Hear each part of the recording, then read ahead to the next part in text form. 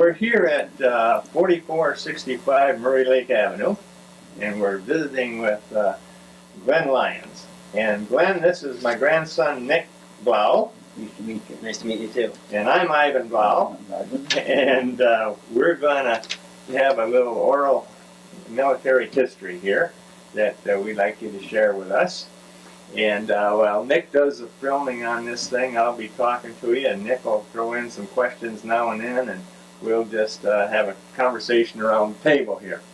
So we'll have some maps here, and we'll be looking at those from time to time.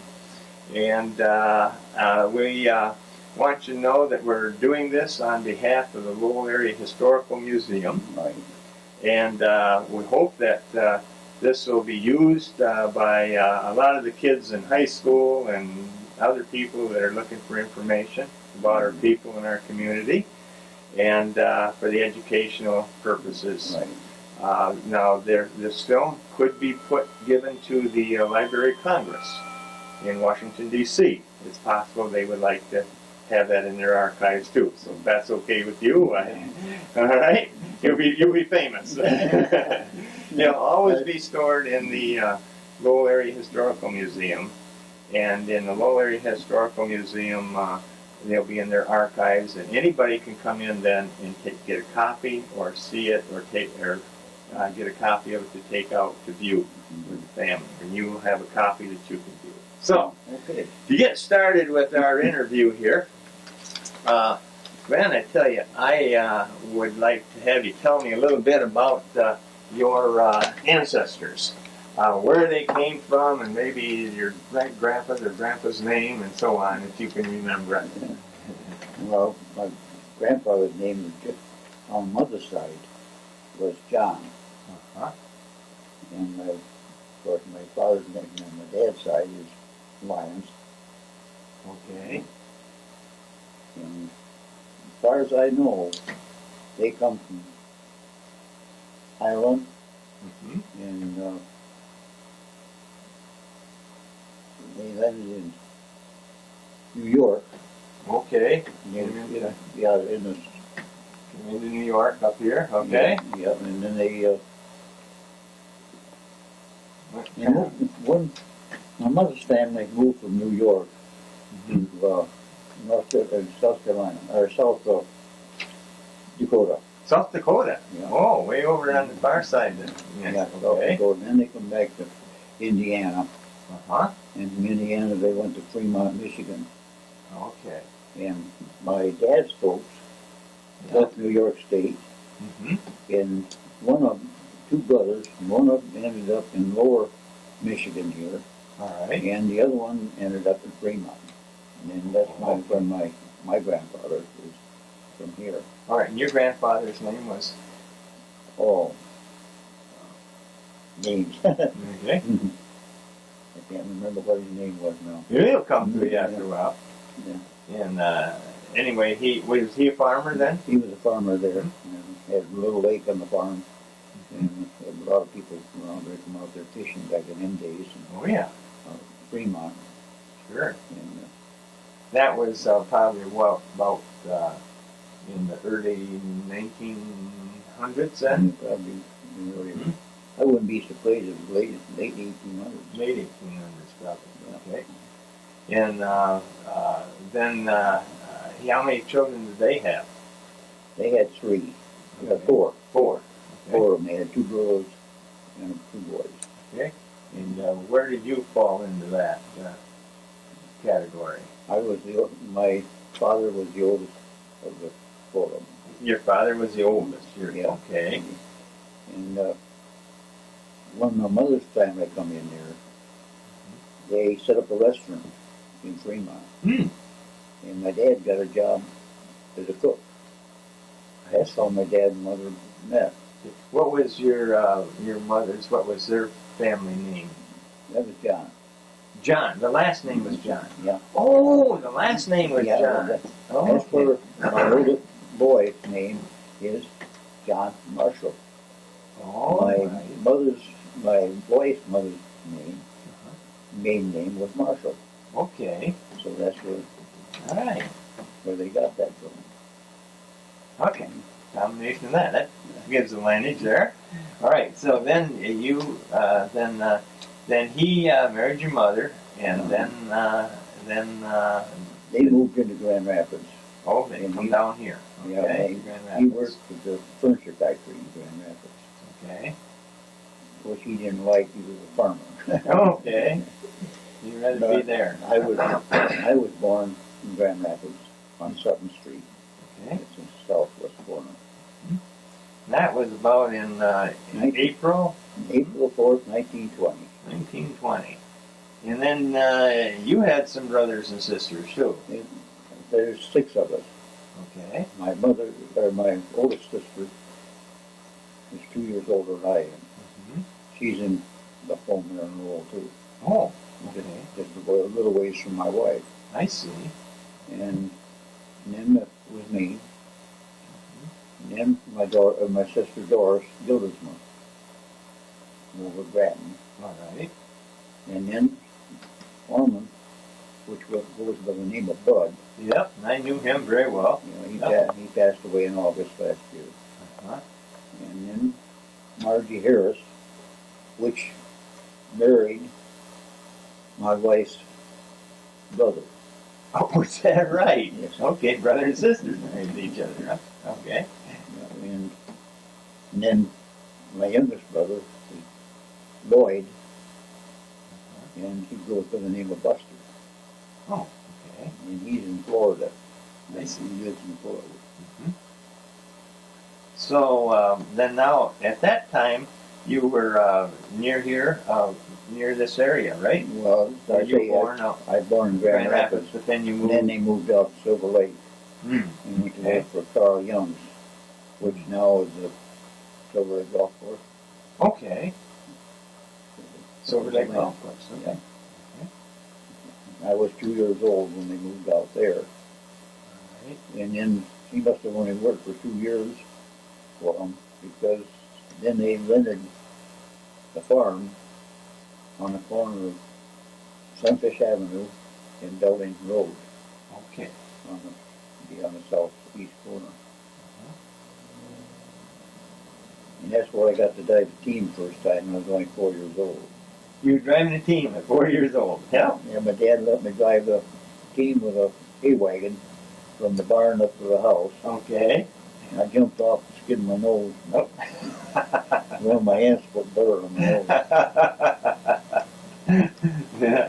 That's this barn boy stories. Huh? Yeah. Yeah, right. I remember some of those. That's for sure. So you got introduced to farming early, didn't you? Right. Yeah. So then you was about 4 years old then. Yeah. And then you started moving a bit. Yeah, so we moved from there after a couple of years down on Sunfish Avenue near 7 Mile Road. Uh-huh. And that's where I started school in Canonsburg. Canonsburg School. That was about 1925. Yeah. Uh-huh. And that was a country school. Country school. That had 2 stories in it. Oh, did it? And the 2 stories was 7th and 8th grade, and the 9th, 10th, 11th, and 12th was all upstairs. Okay. Bigger And kids. the lower kids grades were all downstairs. Mm-hmm. Mm-hmm. So, and then you was there a year or two, and then you went. Where did you go then? We moved over by the junction of 131 and Belding Road, That's near Rockford. south of Rockford. Mm-hmm. Yeah. You went. Where'd you go to? The one That room was school. Yeah, it was one-room school. Stacy's, I think it was. Stacy School. Okay. And then from there, I was only about 7 years old there, Okay. and we moved up to north of Steele's Corners, which is Tiffany and Belding Road. Steele's Corners. Yeah, we're a mile and a half north of there. And then there was a school there called Steele's Corners. Steele's Corners, which is just north of the corners on Okay. the west side of the road. That was another one-room school. Another one. Okay. And then we moved from there up to Wabasis Lake. All right. 9 Mile and Wabasis Lake, huh? Now, what was the name of that school? Do you recall That that? was well, that was, White Swan, maybe? White Swan. Yeah. That was White Swan School. That was a one-room school. Yeah. Okay. And then we moved from there over on the 10 mile in Leicester. All right. That's near Grant, north That's of where the Grant. school was, yeah. I was just south of Chafin Lake, Okay. and I had an experience there. Now, what is that? Well, I went down fishing through the ice. I had nothing but an axe, cut a hole in the ice. Yeah, that's what I used to do. Yeah. Yeah. And I caught a fish. I couldn't get back up through the hole, and I was afraid to cut a hole bigger with the axe. I was afraid to cut my line off. Uh-huh. So another guy was fishing there beside me, and he says, "What's the trouble, son?" I says, "I can't get the fish out of the hole, and I'm afraid to cut it because I'm afraid to cut the line off." And he says, "I got a spud." He said, "I'll come over and spud the hole bigger." Okay. So he did. He came over, spud the hole bigger, and then pulled the fish out. It was a black bass, Oh. which ain't supposed to be caught in the wintertime. Oh, I see. Well, Must have that been a big one. That ain't the best part of it. Well, it was big, all right, because it put it in the number 2 wash tub, and the head and tail touched on the wash tub. Oh my It was the God. biggest bass I ever caught. And the guy said, "Where do you live?" And he already knew. And I said, "Up on top of the hill." And he said, "Well, put it under your coat and go for home." He said, "I'll watch your tip up." So I did, and went back down again. The next day I found out it was a game warden I was with. Oh, wait, is that right? He wanted to see you keep that fish, didn't he? Yeah, well, he was a friend of the stories that they lived across the road from us. Those stories. Well, that game warden had a heart, didn't he? And they said, yeah, he said that everybody said, surprised he did that, he'd list his grandmother. He took a liking to you. That's a neat story.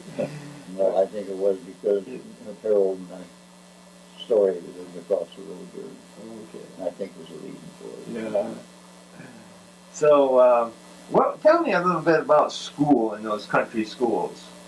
How did school go? You carry your lunch and. Yeah, you had to carry your lunch to school. But then you have the lower grades that are up in front. And then there's go back, the bigger, higher grades are in back. Okay. And then they had a station seat up in front. That everybody went up and sat on that one was their class and Went to recite their up there. lesson that day. Uh-huh. And we had a guy who was in the 2nd grade, I think it was, sitting right behind the rest of the seat. And the teacher would ask somebody in the class that he was teaching a question. This guy was a kid, only 2nd grader, would answer the question. he was learning off all the other kids, wasn't he? I think that's probably what it was. That was one of the advantages of those country schools, wasn't it? Everybody heard everybody else's recitation. Yeah, that's right. Yeah. Because I went to a run-room school too, so I know what you're kind of talking about there. Yeah. Yeah. And then for recess time, what did they? Oh, we played ball quite in the summertime, and of course in the wintertime we didn't do too much of anything. Throw snowballs. Throw snowballs. Yeah. But they always wanted us to go outside so to get some fresh air. Yep. Did you have a potbelly stove in your school, or? Yeah, a couple schools before after that. And then I come back to that school. And I was 15, and I went to work for Harold Story, which was on the corner of, he was on the east corner of 44 and Tiffany. Okay. And as I went to work for him, it was by the month, $20 a month on the board. And you was 15 years old. Yeah. $20 a month and you're bored. And went to work there on January the 3rd. Huh? So I wasn't quite 16. And so the teacher gave me $2 a week if I'd go down and light the fire. Oh, Get to so the school was warm when everybody else got there, so she didn't have some sort of a. I see. Well, that was a little extra money, huh? Yeah, right. Now, is that what'd you do for him? Did you milk cows or? Milk cows by hand, and he had a sawmill, small sawmill, Okay. and so he cut logs and made ties, or railroad ties, for the mine in Grand Rapids, Oh. pressure mines Mm. for them around there. And he had 40 acres, which was about 3 miles away, Mm-hmm. and that's where he cut the logs, most of them. Okay. And we, in that winter of 35 and 36, we hauled logs, I'd haul logs with the team and sleighs, and there's the mill. In the opening mill about 3 miles away from the. Uh-huh. And, well, the mill was right at the farm, Yeah. where he farmed and lived. Yeah. And that snow was deep enough that winter that I never stopped for fences for the horses and sleighs when we was up for fences. You went right over them. Mhm. Yeah. Yeah, the light bulb burned out in the yard light. Uh-huh. And in wintertime, I walked out there and changed the bulb. Without, okay, right off the snowbanks. Right off the snowbank. And then the next summer, I had to change it again. Uh-huh. And then I had to have the 12-foot ladder to get up to it. So he had electricity out there in 35 and 36. Yeah, What was that sawmill run by?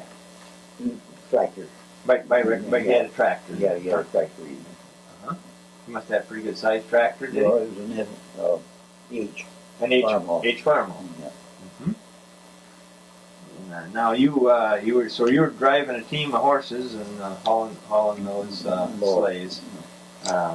It's amazing, and hardly anybody knows what a sleigh is anymore. You know, you don't even see them anymore. You know, but the runners were pretty good and wide on them logging. Yeah. Logging. Well, they're probably about 6 inches. Yeah. 6 inches. So it's amazing how that the snow would pack enough so it could go over the top. So the horses could walk right over. And the horses didn't go down too far either. So. Yeah. I remember my dad telling about going across the fences, you know, in and out across the roads and anywhere he wanted to go, but I never seen it that way myself. So he was 15 anyway. So he was out of country. He graduated from country school, Yeah. 8th grade, Yeah, and that and he didn't go right to high school then.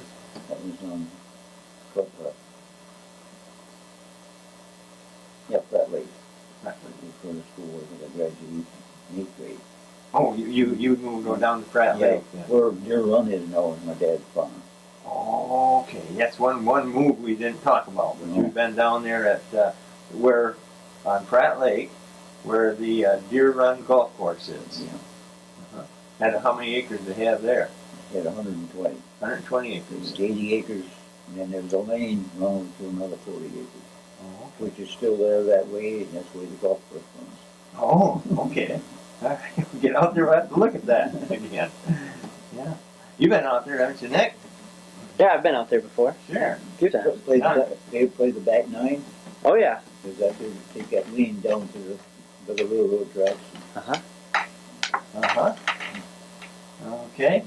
Now, you got a little high school in there. I started there going to high school. Mhm. I had my sister, because I missed a grade until she caught up with me. Okay. And I started high school there, and it was 5 miles to school, and for the first semester we walked to school. Walk to school 5 miles to 5 high miles. school. Yep. And then is a freshman, huh? Yep. And I wanted to take and play football. Uh-huh. Dad said, no, you gotta get home and do chores. Yep. Yep, I can hear that.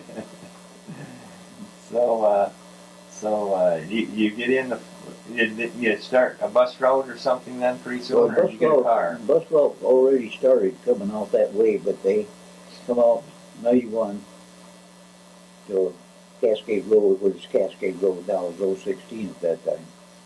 Mm. And then they went to the west. Oh, That our school district didn't sign up for the half school busing. oh, okay. So, Each district had to sign up to get busing. yeah, Oh, okay. and so our school didn't sign up for it, so we didn't have it. Uh-huh. So after the first semester, I bought a 28 Model A Ford. Okay. and do that back and forth to school. That'd been 1938, so it'd been about 10 years old, wasn't it? Yeah. How much did that cost you? It cost me $50. $10 down, $10 a month. Okay. We think that was a pretty good deal today, wouldn't we? $10 down and $10 a And month. then my dad got a job at Lucifer, Oh. Grand Canning Factory. Yeah, in Lowell. Yeah. And he took over driving my car. Oh. And take us with him, and then we'd have to walk from the canning factory out to school. Okay. And then walk back to the canning factory and get a ride home, huh? Right to home. Yeah, Rutherford was quite a business at one Yeah, time in Lowell, wasn't it? Yes, it was. Made, mincemeat and, I believe they had Canned pickles and tomatoes and pickles all kinds of canning. I don't know whether they did peas or not. and corn. And, Peas probably. yeah, they did peas too, because one time a neighbor of ours wanted us to help fork peas. Oh, yeah? And we went over there and forking peas, and Dad was a pipe smoker. Okay. And so he'd stop a minute and put a Billy pipe and put the canvas, and we had to go home. Oh, because he took too much time filling his pipe. Pipe. Oh my gosh. Now today they have a fit about that, wouldn't they, huh? Yep. Yeah. So that was in 1938, huh? And now it became a couple years there. You were working at different things, and the war in Germany was going on. Well, the Germans were taking occupy in different countries. Yeah. Mm-hmm. But while I was going to high school, Mm-hmm. Curtis Floyd was a cattle buyer. He did 016 year. Yeah, where Cy Floyd lives now, I think. Oh. Yep. Mm-hmm. And I worked for him doing chores. And I never knew how many cows I was going to have because he was a cattle buyer. I'd come home from school and there'd be no cows, and then the next day I'd come home and there'd be a whole herd of them. Oh. And then I did the tractor work and everything with the farm there. He was more of a tractor or a cow trader, like a horse trader, wasn't he? Yeah, he was. Yeah. Yeah. I never thought about that. And I worked with him, and so I lived there and went to school from there. And then after I went through the 10th grade, and the folks couldn't afford to have me around home, it was hard times. And so Bill Kitson come back and asked me to go back and work for him again. Harold Kitson. Harold Kitson, yeah, over on Building Road in Tiffany. Okay. Mm-hmm. That was the guy you had that cut logs for. Cut logs, yeah. Uh-huh. So I worked for a while for them. And then I tried to get into a factory so to make more money because I was only making $30 a month. Yeah. At that time. And working full time. And I rode around on spare time in factories and I couldn't get a job. They're too close to the draft age. Okay. So they wouldn't hire me. And then Ellie Wingard, south of Eldo, Yeah, Wingard Avenue. yeah. Yeah.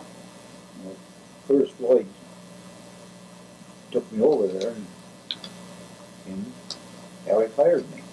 Ah, And I got $40 a month. $40 a month. Yeah. Okay. And plus then in 2 months that summer, I got $10 bonus Oh, from Alex? from Alec. Alex? He was a nice guy. I knew him very well. Yeah, He was a good friend of Yeah. mine. Yeah, my dad's and him. They worked farm together there on Wingard and so on. Yep. Traded work back and forth.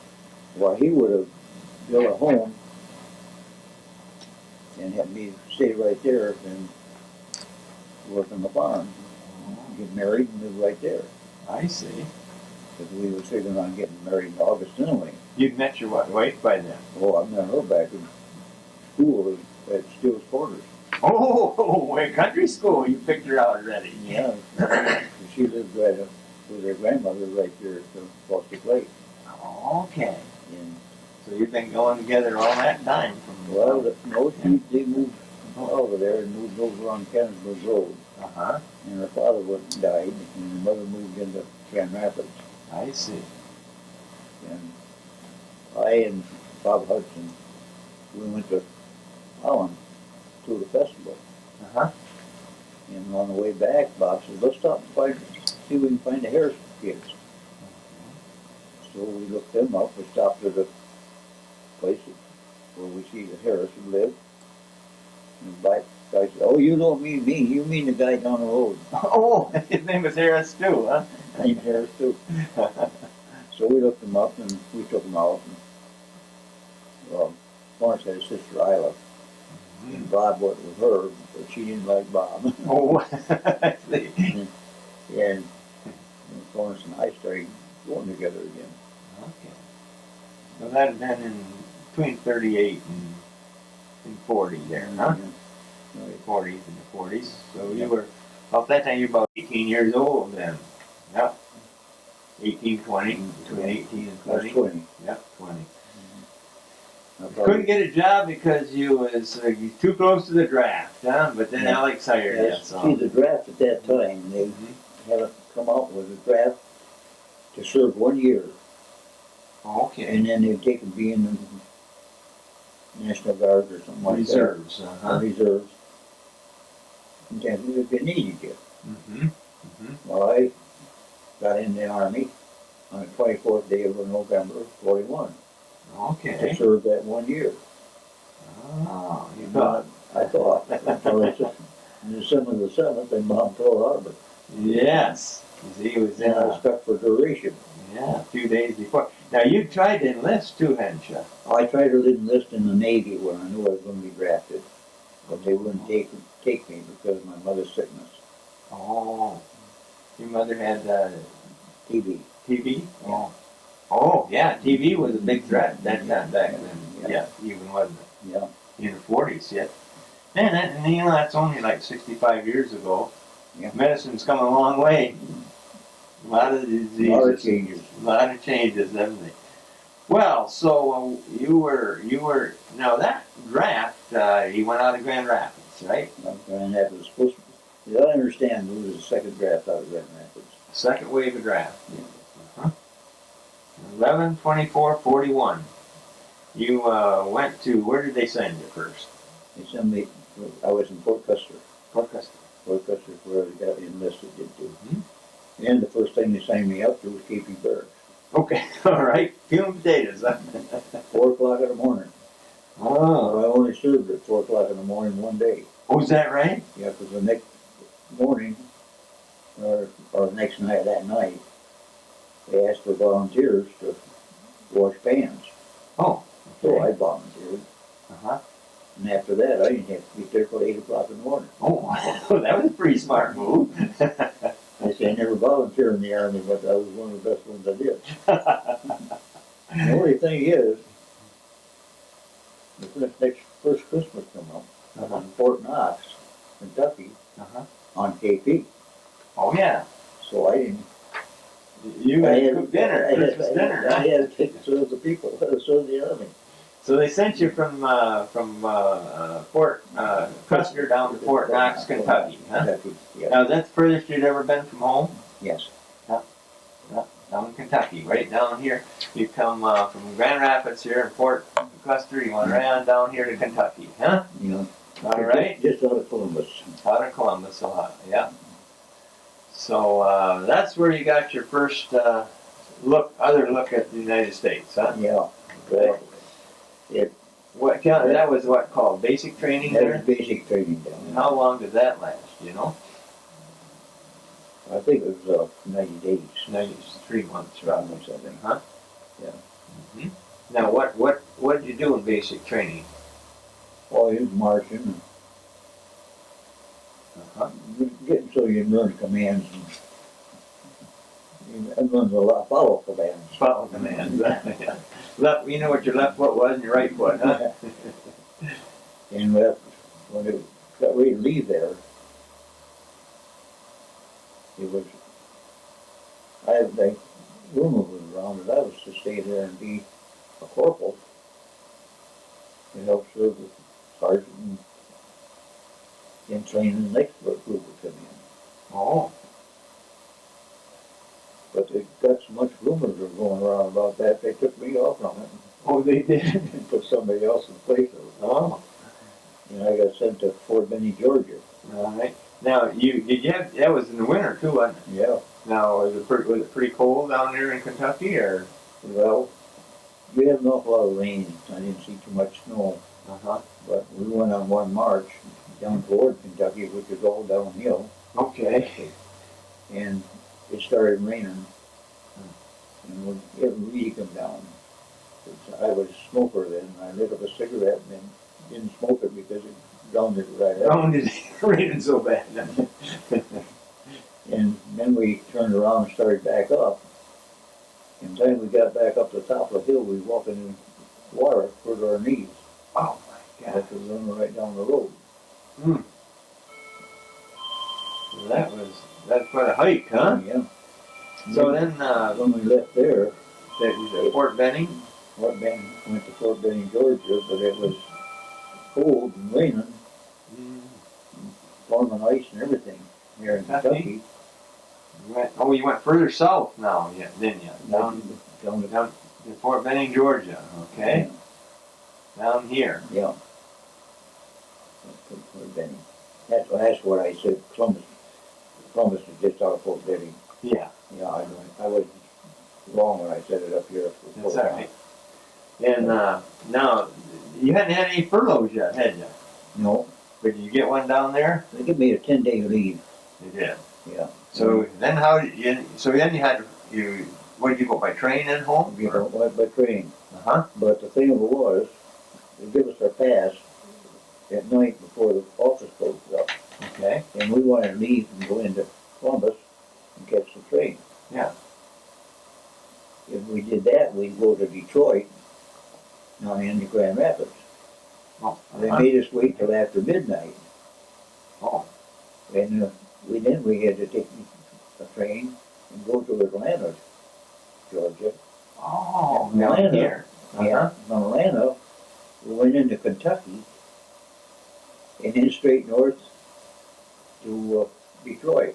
Okay. Not Detroit, Chicago. Chicago. Chicago, and then around through to Grand Rapids. Uh-huh.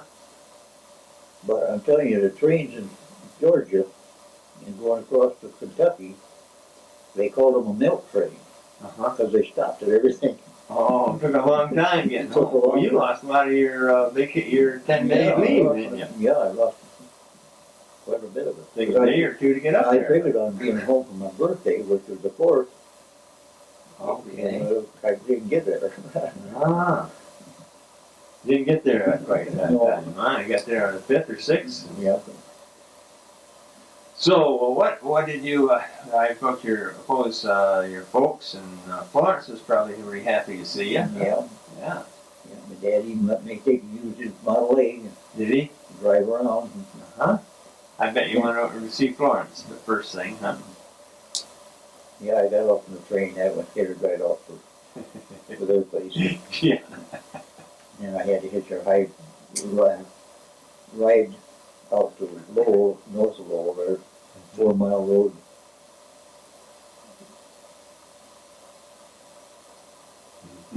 East of Lincoln Lake Avenue, where my dad's farm was. Then it was east Yeah. of Lincoln Lake. He moved again. And he sold the farm down there to A.B. Johnson, Chevrolet dealer in Grand Rapids. Oh, And it was that was where the golf course is now. He Yeah. sold that to A.B. Johnson. Yeah. Okay. and he So bought the then he farm. bought a place out by 4 Mile. Dallasburg Park Road runs out, it's 4 Mile. Oh, okay. It would go right into his farm. I see. 2 cars did that. Oh, did they right into the farm? And then he put a big post in there, put it very deep, and a big one. Uh-huh. 1 car here. Nobody ever heard of that. Oh, that was enough. Huh? Okay. Few of them learned the lesson then, huh? Well, what happened on this furlough? Well, I didn't even want to get home. My wife, girlfriend then said, let's get married. Oh. I said, I can't get married, I ain't got no money. She said, well, I have. Oh. So come find out she borrowed the money from her mother to get married. Oh, she was right after you, by golly. She was gonna get you this time. Well, we was gonna get married in August anyway before I'm on the service. So why wait? Huh? Yeah, so we back at home, so we would get married. So, That'll be, so you married in April? yep, April 10th, April 10th. Married Florence. 1942. 1942 now. Alright. So you had a pretty nice furlough after all. Then. Yeah. Only thing is, when I left to go back, she had measles. Oh my gosh. That was no fun. Yeah. Yeah. Well, measles, yeah, you don't hear much about measles anymore, you know. Another one of those things, miracles of modern medicine, isn't it? Yeah, you find some once in a while where people don't get the shots. Yeah. Yeah. So then you went. Where did you go back then? To what? Back to Fort Benning. Fort Benning. Okay. And then I became a truck driver, supply truck driver. Okay. That's going back. And the main thing I had to do there was go into the main boat, the coast, and that there was 25 miles. Mm-hmm. Okay. And taking the laundry in, pick up the laundry I took in the week before, and bring that back and distribute it to the company. Oh, the laundry. Yeah. Oh, that was your. And then the other things I had to do was take the people out and, or the soldiers in our company Mm-hmm. out on the range for driving tanks, Oh, for training. for training. Uh huh. And the tanks that we had back then were all shift tanks Oh. with 2 engines in the back end. Hmm. No, wait a minute, I'm wrong there. It was airplane engine in the back of them. Airplane It engines. was small, it had a 5-cylinder. Uh-huh. So you had to crank them backwards so many turns and fire them to get them started. Oh, to load up the cylinders, huh? Get, Get gas in the cylinders. That's what it did back I then. think that's what it was doing, but Must have until, because if it didn't start, but then you had to crank it back up and it turns again and start over again. been. Okay. But I guess at the end of the day, everybody drove the tank. My turn. No, it's time to go in. Oh, you never got to drive. Never it. got to drive the tank. Oh gosh. I suppose that's why you're kind of looking forward to driving the tank, huh? Those guys have some fun driving tanks, did they? I don't know. You don't know whether they did or not. But I did get to drive tank for a minute. It was a long time in with the Army. Yeah, yeah. We'll get into that after Yeah. that, probably, huh? Yeah. Yeah. Well, anyway, then you come out of Fort Benning, Georgia, and where did you go then? So we headed for South Carolina, for the Milburns. That's And the first day out, at Fort Bragg, then probably, huh? yeah, Yeah. well, that's where we ended up at the end, Yeah. Fort Bragg. Okay. But we took maneuvers before we got Oh, I see. on the way out there. Uh-huh. And first day out, I couldn't keep up. Hmm. The load and everything I had in there, supplies the company, their duffel bags and everything. Your truck, you mean, is And the truck- that heavy? And I couldn't keep up. So they changed the motor on it, put a new motor in Oh. it. And then I had to go by myself for a while to get that thing broke in. I had to change oil and everything, got so many miles. And then we was going along the highway and MP with a motorcycle come by and said, keep over to the right, keep over to the right. It was raining. I said, I will, but I don't like it. And I didn't go half a mile. Tipped right over into the ditch on the side. Oh. The guy, I had one guy riding in the back end of it, Oh. and his one of the trunks, foot trunks, Uh-huh. where each one of them had one of them at the foot of the bed Mm-hmm. to keep their stuff in. And that come down, cut his ear right off. Oh my gosh. So I never did see him after that. Yeah, he left. Yeah, I got an idea, he got put in there, got his ear probably sold back on again. Yeah. And then probably got put into a Some other- different outfit. Yeah. How did they get you back up on the road? Oh, they come out there with a record. Did they? From your company or from? No, it was from the division. Yeah, from the division or Yeah. whatever. Yeah. And so they got it just back up on the road. Where you went again? They changed the oil in it and yeah, I went again. You didn't have state the right anymore for a while, huh?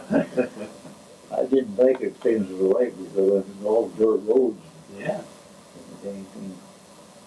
I could go in the ditch. Yeah. They didn't have roads like they do now. No, All right. So you must have been in Fort Benning. That was in like maybe June or so. It was getting warm. Was it pretty warm yeah, down it there? was getting warm and stuff. Mhm. Fort Bragg, rather. Then did you have some more tank practice at that time, or did they? No, they had maneuvers and each one of them had their own crew in each tank. Oh, But we got our own new tanks at that time.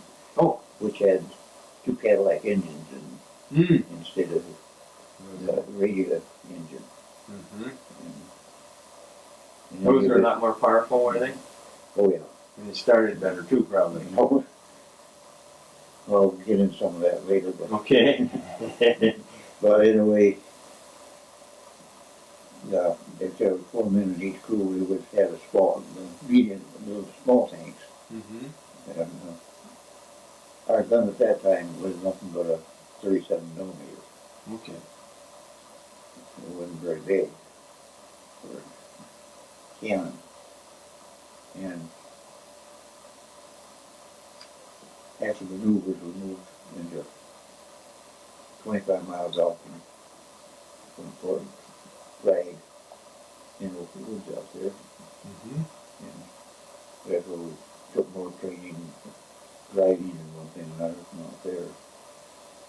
And they shipped the main company out to invade Africa. Oh.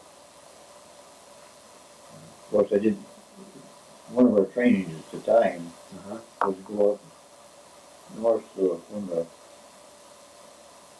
Like Fort.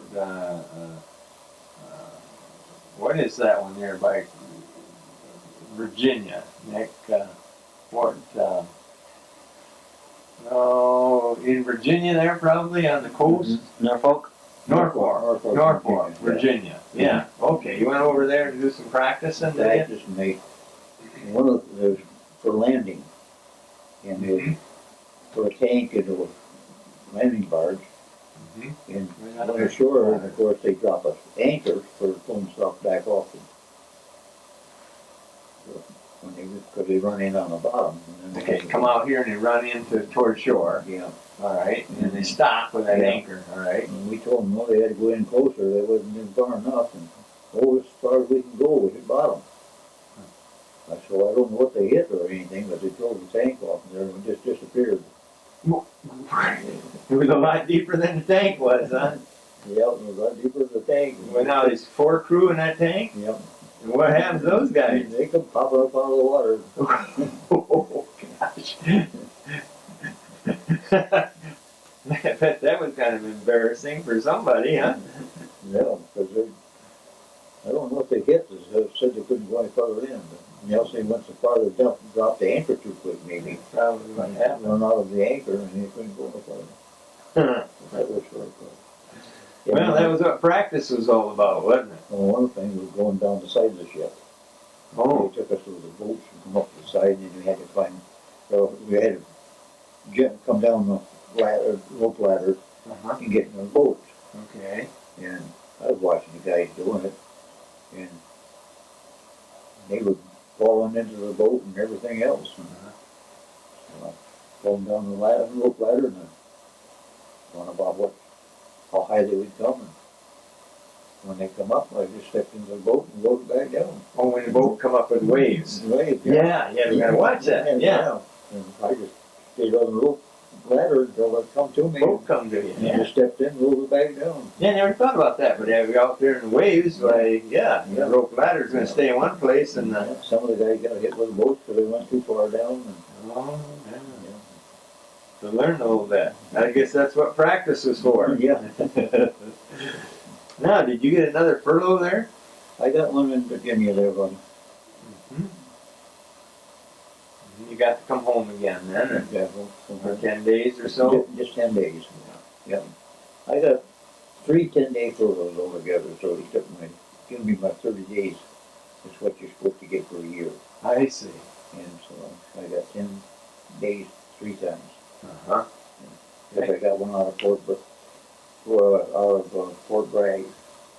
Yeah. I got one out of there when home, and then I got one out of Oh, okay. Fort Dix, New Jersey. Well, that was kind of neat. After you got married, you got 2 more furloughs. Yeah, And yeah. so you got to see Florence again. Yeah. Fort Dix, New Jersey.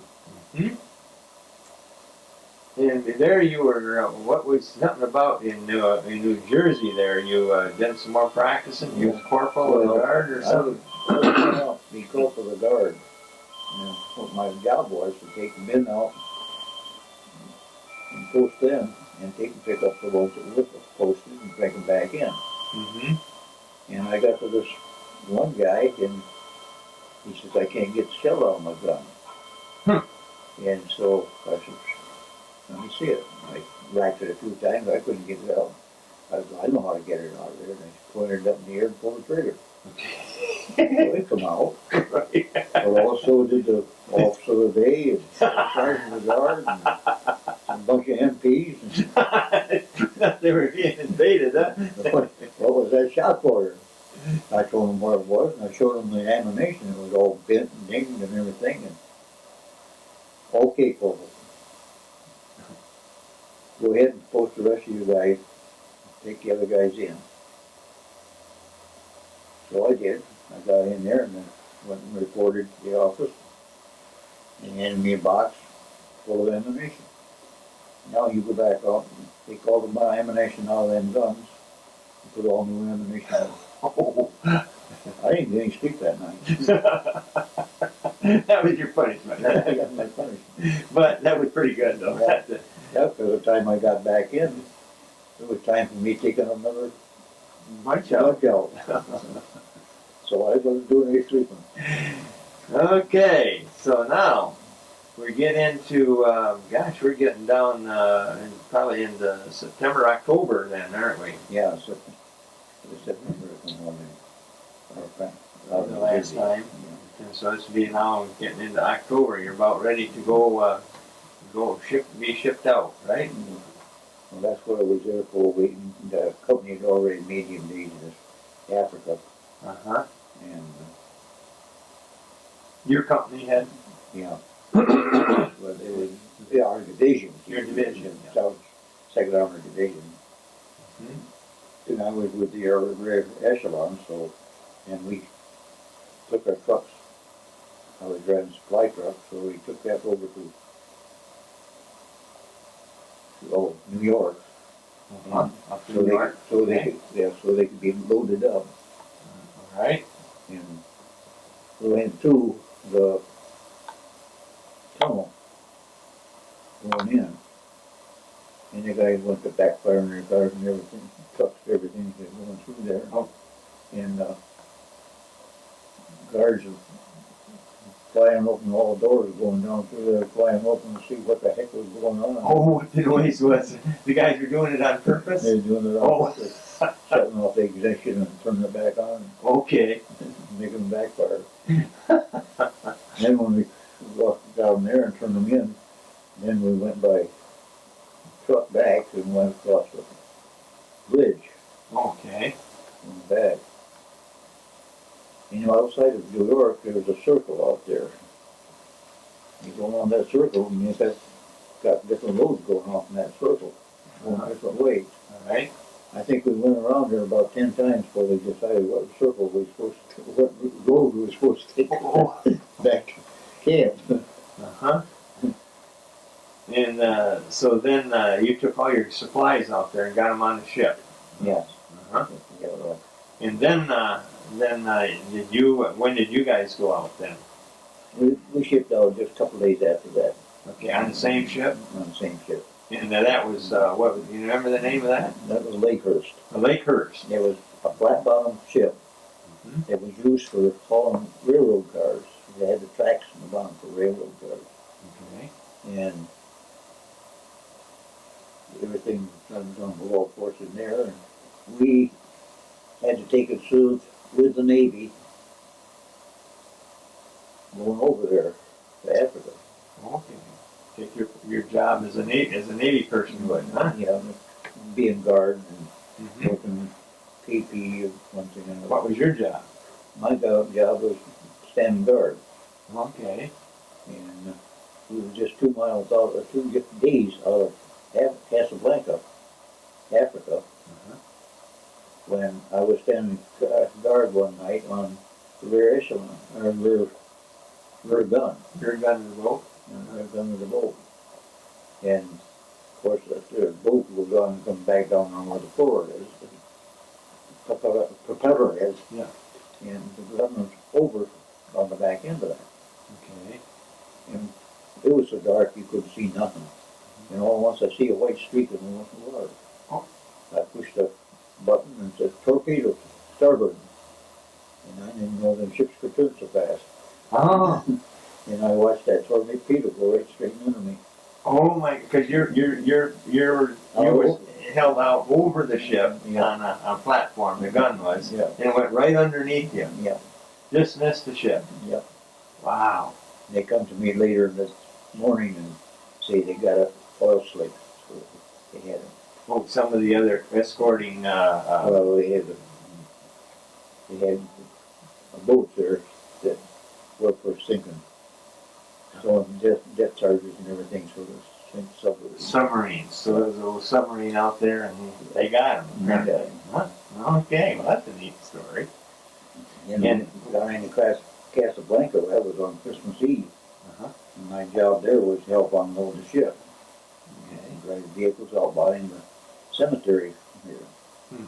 Casablanca was the prettiest town I'd ever seen. Really?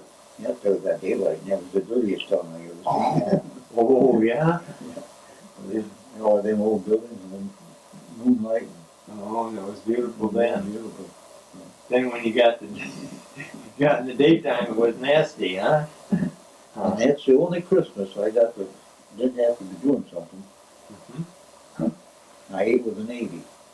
Oh, did you? Yeah, I ate with the Navy. And we got trucked out to our own companies. Huh? And So that was you got with your own company there, and now that that trip took us down to just out of Oran, Africa, in the cork forest. cork forest, Yeah, cork tree forest, or yeah, the cork trees. well, that's what cork comes from, trees, huh? It comes off the bark of the trees. Oh, I didn't know that. Yeah. No. Now it just keeps building up on them.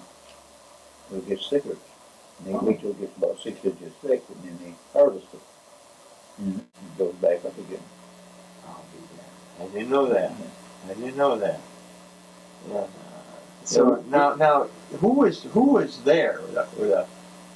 Were there what company was there when you got in there? What were the French or? The French were in there. They give up without a fight at all. Now the French were fighting against the United States at that point. Time, yeah. Yeah. At that time, they were fighting with the Germans. At that time, but they didn't even try to fight against us when we come in. Oh. But they all their armament and stuff was there yet? Yeah, they looked through the barrels of the tanks on the guns that was pointed for us. In fact, every one of them pointed to a tank. All right. So if they'd have fired, then they would have hit the tank. Oh. But they never fired. Okay. So they just kind of gave up. Yeah. Now, what happened to them French people there, French soldiers? Did they? I didn't know what they did to them. They must have put them in corrals or something. And Didn't the French eventually start? Oh yeah, they turned over to They started fighting with the United States. and protecting their country with And British British, ships. Probably they let them out then afterward. Yeah. After they got going, huh? After you got into France anyway. But this was all used in Africa. Yeah. And then we went up to Sicily. But how about in Africa there? Oh, you went up to Sicily? Sicily for the invasion. Okay. We got a map here of Africa. Sicily was, Shows Africa, I believe. Yeah, right here. Okay. we were supposed to be the Tunisian. Hey. Good. Anyway, you came into and you went on over to Sicily. Yeah. No, I didn't go to Sicily. I was supposed to go to Sicily on the invasion. Oh, the invasion was But I there. got sick and they put me in the hospital for 5 days. And Oh. during the time I was in there, they invaded Sicily. Uh-huh. And that there, the guy that took my place was blew up on the beach. He was killed on the beach going into Yeah. Sicily. Yeah, going into Sicily. And so we got a new Jeep, What a turn of fate, huh? face of it. And it was Benning was the first one. And this one here they called Benning 2. Benning 2. The Jeep was called Benning 2. Yeah, And that was for the commander? for the commander. Uh-huh. And you was to drive that Jeep? Yeah. Okay. And they, one of the other officers said, you want the same thing happen to that one that happened to the other?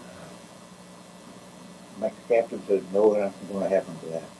And we went all through the war in Europe. Uh-huh. They never got a scratch on it. Never, Come close, but never, they never got a scratch never on got it. scratched. Yes, sir. And so now, okay, you were over here, but you had that leave, so you didn't go into the invasion here. You didn't No, take 'cause I Sicily. You didn't go on up, and so you wouldn't have gone up through Italy and so Yeah, on like right. that. So what happened? You after your time, you came back To Oran, to Oran here. right. Um, they We was in the Mediterranean. at that use in the time. Mediterranean Sea. Yeah. Okay. And they're going to ship you up to England. Is that right? Right, but we didn't know where we was going. We didn't know maybe we was even going home. Oh, We didn't know they where we was going. didn't tell you anything. No, they didn't tell us no. And they gave you something to. Yeah, the Red Cross gave us a quart of ice cream between two of us. Oh, Dry sergeant. The Red Cross did. Yeah, Okay, and everybody that got on the ship got that. Yeah. Practically. yeah, practically, yeah. So then you got that ice cream and you started out across through the Mediterranean and you went through the Straits of Gibraltar, Right. which was owned by England, and that's probably why the French and Germans were in here to protect that originally. That's why you guys came into Casablanca, to get rid of the French out of here. And so then, but Hitler really wanted to control that because that was from the Mediterranean. That was a shipping route to the Atlantic Right. up through here. So anyways, you guys got control of that now, but they ship you out from here because the invasion of Sicily is already done, and you're coming out here, and now you're going to take this trip up through the Atlantic. And how'd the ice cream set? It didn't. It didn't. No, I had to go to the bathroom. So the bathroom was all up in the bow of the ship. Okay. So there was a whole bunch of them. So I went up there and started going around, and every one of them was full. I finally found one that wasn't. Uh-huh. But the ones that were full, most of the guys were puking in them. Oh my gosh. So when I got one, I puked too. Oh, And I didn't wasn't sick. I think it was just because I ate too damn much ice cream. it was quite a treat, but it ended up not being quite a treat. You know. So anyway, then you shipped on up through and went through the Atlantic Ocean, and here, here's a whole country boy out here on this Atlantic Ocean. He's been to Africa. He's been to Casablanca. All those things we read about in the geography book. We going to school, and went through the Straits of Gibraltar, and you're coming up, and now you're going to go into Wales here, Yeah. down to England, and crossed there by train probably. Took class train, went into Tidworth Barracks. Now you had to have all your equipment here now unloaded off that ship, right? It was all went on another ship. What was going on another There was ship? nothing but troops on this ship. It was Dorothy L. Dix. And there Oh, was nothing but troops on there. Dorothy L. Dix was the name of the Yeah. ship. Okay. And the thing it was, they had so many troops on there that some of them had to sleep daytime, some of them had to sleep nights because they didn't have bunks enough for all everybody. Oh my gosh. But I was lucky enough, I had one bunk that was my own, Oh, you did. and I was lucky about that. Uh-huh. You could sleep nights? Yeah, Yeah. You didn't get seasick though? no, No? you know, even when we was going to Africa with the sea train, we Uh-huh. went into a edge of a hurricane, Oh. and I and the captain was the only ones that didn't get sick on that trip. And Well, maybe you should have been in the Navy. there was times where we couldn't even see the. All right. Anyway, then then comes to June the 6th, and the Normandy invasion was taking place here, Mhm. and you were then followed that, right? Yeah, we went in 10 days later. Our company did. Our division did. And you were still assigned to the captain as a jeep driver. Jeep driver. All right. Liaison corporal. Liaison corporal. And jeep driver. All right. So, do you remember? Can you tell me about landing Well, when we going across there, and getting pretty close to landing, the English Channel? the English Channel, sea company barge was to the right of us, LST, what they wrote was LST. Uh-huh. It was to the right of us, and I was standing on the rail, watching them going along, and all at once they hit a mine, and blew them right out of the water, killed the whole sea company. Oh my gosh! And then You saw that boat go up. I seen the boat go up, I could see right underneath the boat. And then when he got into land, I was not one of the first ones, the other jeeps were going out ahead of me. And they went down, and our jeeps were all waterproof, so that they get, no matter how much water they got, they Kept on running. kept on running because the waterproof. And every one of them, the guys were going in about the water up further than that. With the jeeps, and I kind of stood there watching them, and there one jeep went through there, and when he did, he kind of banked to the right. The left side was up. Hmm. When I come my turn, I drove off there, swung to the right, and swung to my left, brother, and never even got my feet wet going in. Oh, it was so much shallower on that. Yeah, the shell or some kind of a bomb or something had dropped in there, and there was a Hole in the hole beach. in the That's beach. right where you guys were. That's where we were landing. You were. I bet your captain appreciated that, didn't he? Well, the captain wasn't with me. Oh, wasn't he? No, he wasn't with me. Oh, Just the radio operator was with me. at that Oh. time. I thought the captain caught up with me a little bit later. Mm-hmm. So then you're on the beach here. Uh-huh. What did you find on the beach? Just a lot of damage had been done. There's a lot of old equipment is bombed out or burned out. And the fire equipment there, that the Germans had. Of course, our men that went in ahead of us were practically all infantry. Yeah. Yeah. And they got the artillery in behind them. But the shelling was all done from gunboats. Out here in Yeah, the channel. The infantry and the Marines Mhm. and the Army. So now you're out here. You get into France. Yeah, there was. They You only get had your 10 company all together, or your yeah, division. our division was all together. Okay. And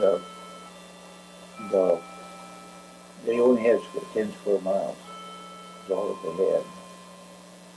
That they had secured. Secured. Yeah. That they had secured at that time.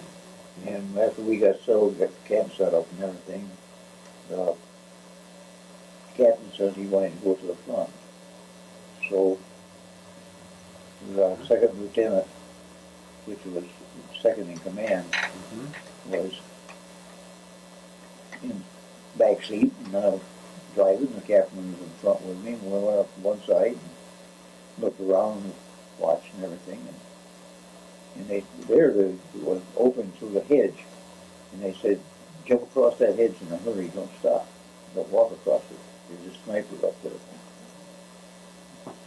And we got all of mine see up there, and the captain says, "I want to go over on the other side." So it was quite a lot of clearing, kind of a rural-like part of the country, and the road went right down through the middle of it. And as we driving along, I says, "Captain, we're being shot at." "Oh, no, we're not." About that time, a tracer went right over the top of the map that the lieutenant in the back seat had. Oh my gosh. Get the heck out of here. He was ready to leave then, huh? He turned that Jeep around and went the other No, way. we went on. Oh, you went straight straight on, ahead? but I just picked up speed. Oh. I was only doing about 40, 45 miles an hour at that time. But, of course, before it was How fast did that Jeep go? about 65. Would it? Yeah.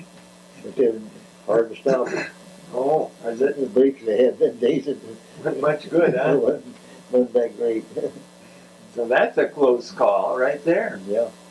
Anyways, okay, then what? You got what? You get the company all together there, Yeah, the or? company got all together, and the day before we were supposed to make an invasion of the town Uh-huh. right there. That'd be your first battle. First battle, yeah. Mm-hmm. And Germans dropped a bomb on a company next to us. Oh. They buried a couple of them. One guy in our company got killed. He jumped over the hedgerow, because France there was all hedgerows, Uh-huh. and jumped over behind a cement building. Mm. And a big chunk of the clay that come from that bomb hole hit the building, went right straight down and killed the guy. But he was the only one. The captain dropped down with his head right between another guy's feet. And dirt come down and broke the leg of the guy. It didn't hurt the It didn't cat. hurt the captain.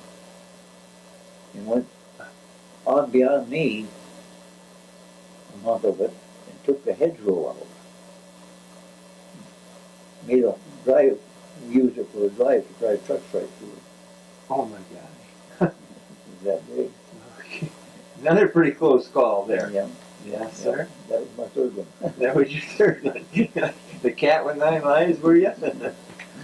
Anyways, so now you're You're going through France here. You're starting to move up. we conquered that town. I can't remember the name of it, but we conquered that town and moved on. And You're not very far from Paris, really. no, after we got by there, I got to leave with Batson for a short time and went into Paris. Did you? And Did you?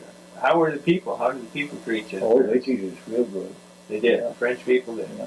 They got themselves turned around then a little bit, huh? In fact, we got bivouacked one place and stayed there a few days. And I was writing a letter to my wife, and Laura come out there and sat down with me. She stayed there.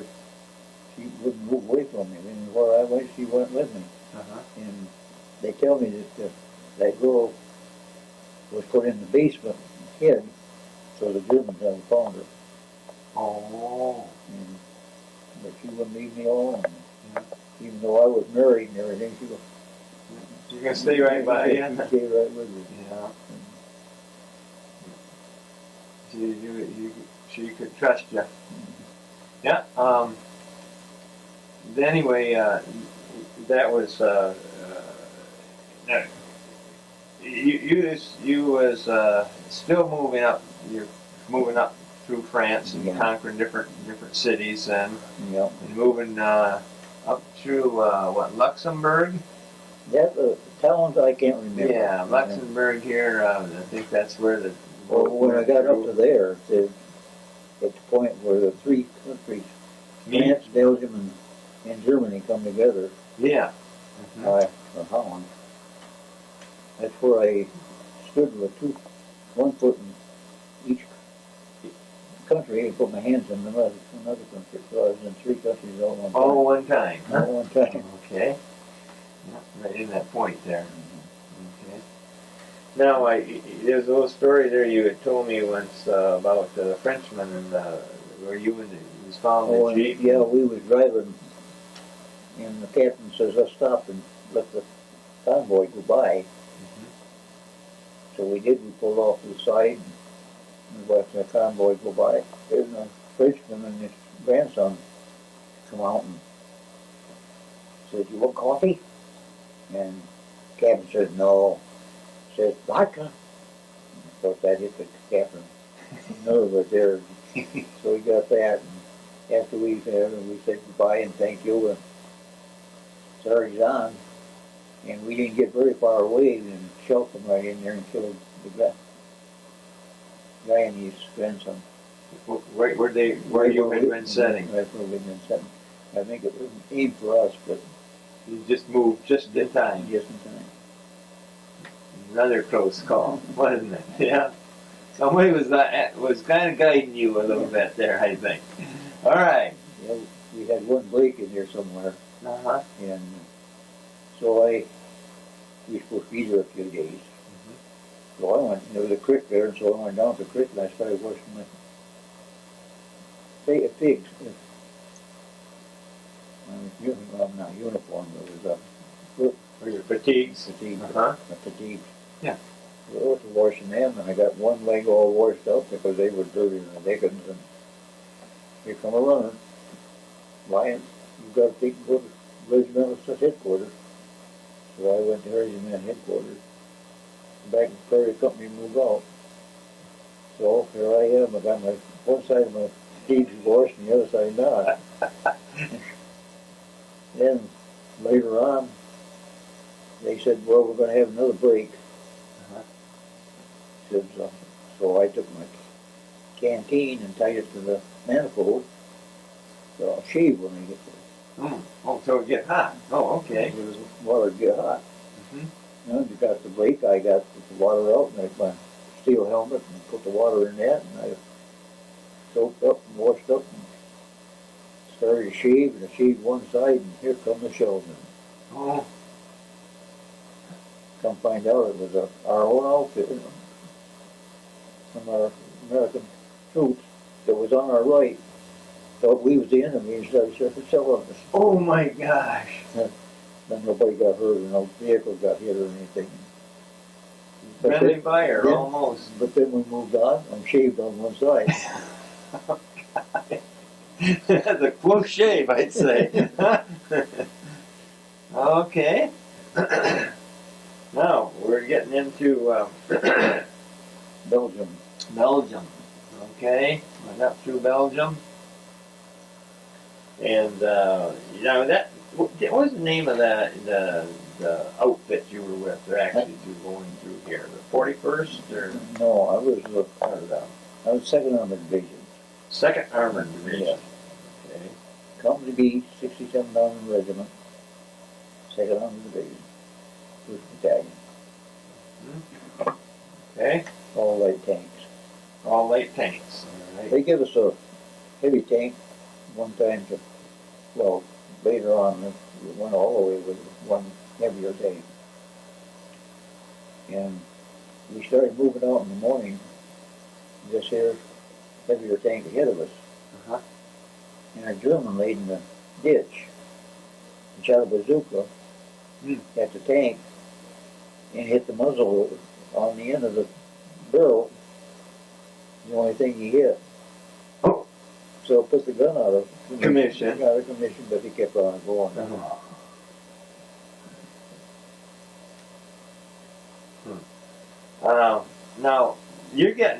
Now, the Battle of the Bulge took place here Well, right about Christmas time, didn't it? well, no, it's way before Or Christmas. before Yeah, Christmas? way before Christmas. Okay. Before we really got cold weather. The next year.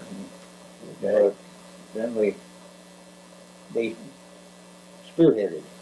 Okay, okay. But they That was did. before that. Yeah, I'm and ahead then of they figured myself. on spreading out. Mm-hmm. But our outfit and other outfits too were along the side of it, keep them from spreading. Uh-huh. All right. And one cold, it was really cold, got real, they said, they told us that that was the coldest they ever knew Belgium to be I that see. year.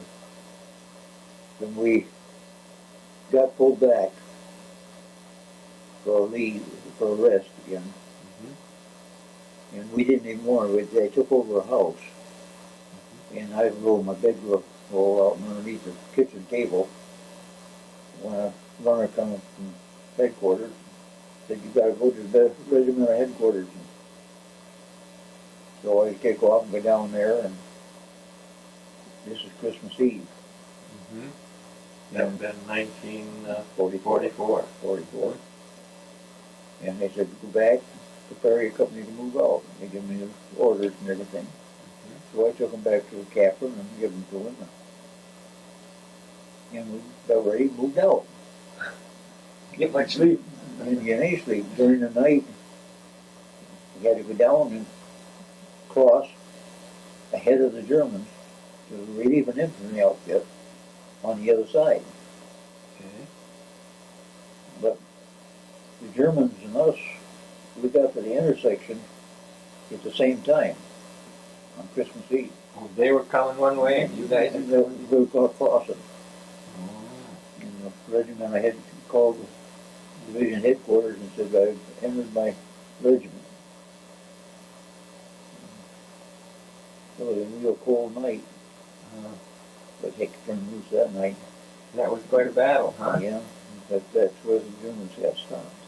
That was where they stopped. So that was actually the bulge where it Come from them. come to an end at that Yeah, point. Yeah. Of course, it was still back in there. I had to keep Oh, them sure. spreading out.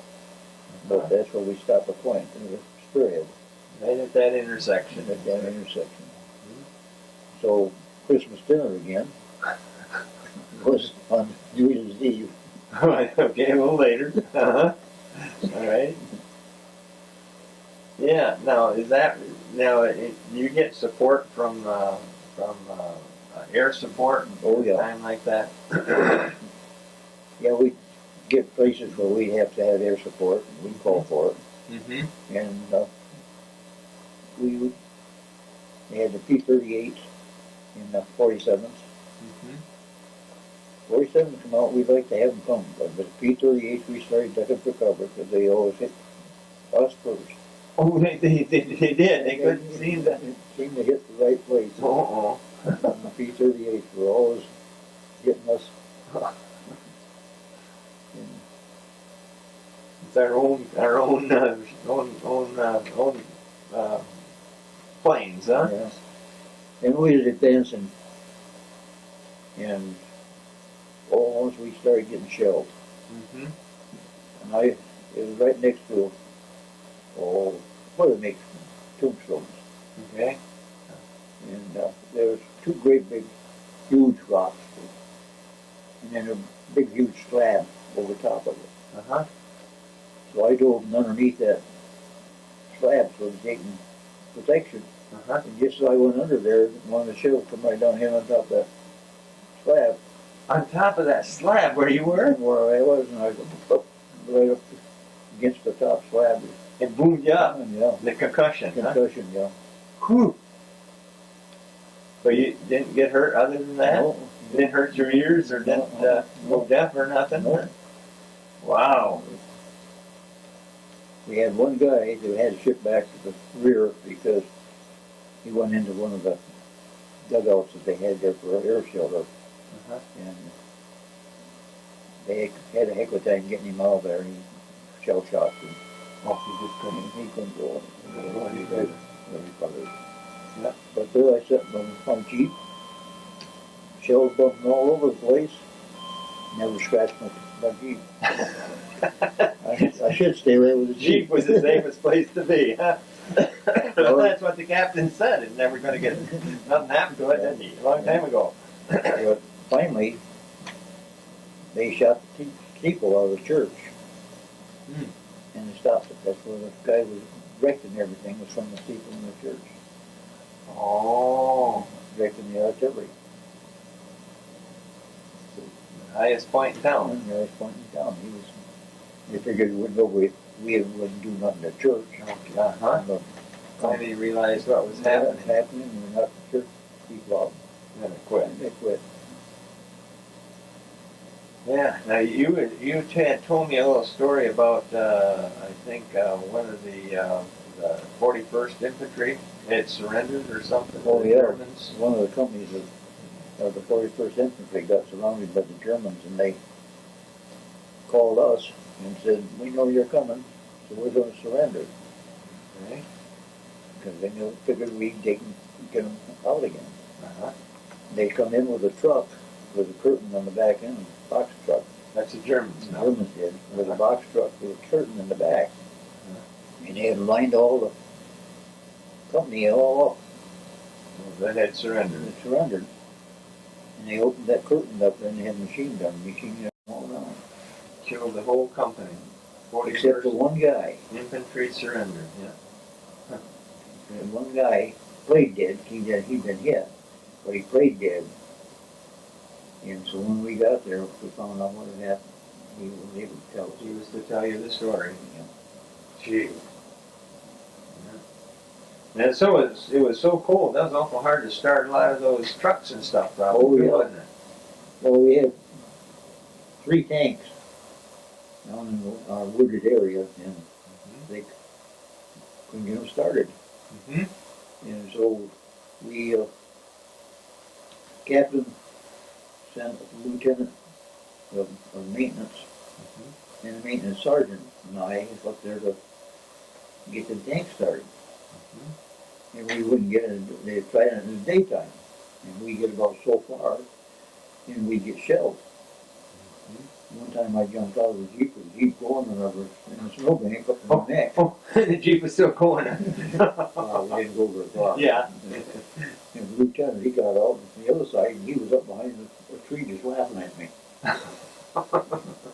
And of course, we went back to get the company again. After 2 tries, I said, "Why in heck are we trying to go up there in the daytime?" Lieutenant said, "Let's go try it at night then." So the next night we tried it again and we went all the way up. And we got 2 of the tanks started, but the other one they couldn't get the dang thing started. And they tried everything, putting in gear and trying to turn it over that way. It doesn't work. I said, "Did you try reverse? Reverse?" "No, they couldn't reverse and I got it started." Oh, that was a good tip. I didn't realize anything like that would happen. But it did.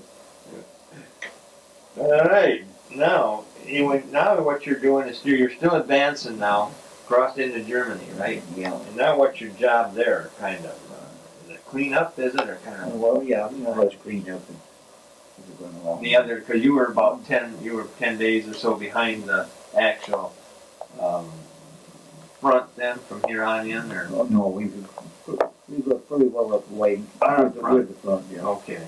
Yeah, But the Germans were retreating then already.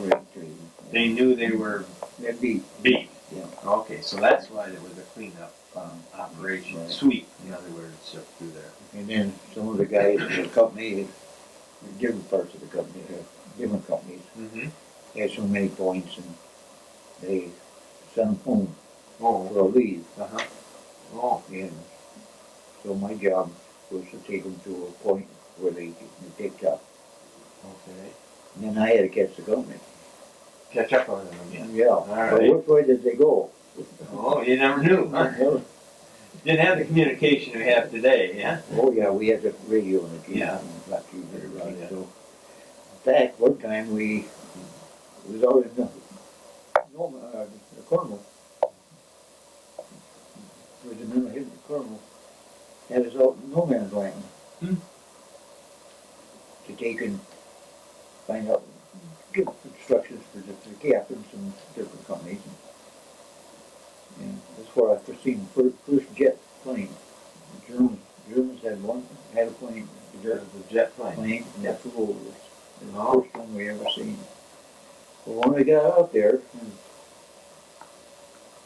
the guy took out a bottle of cognac, took a drink, passed it to a couple other guys, and then the guy passed it to me.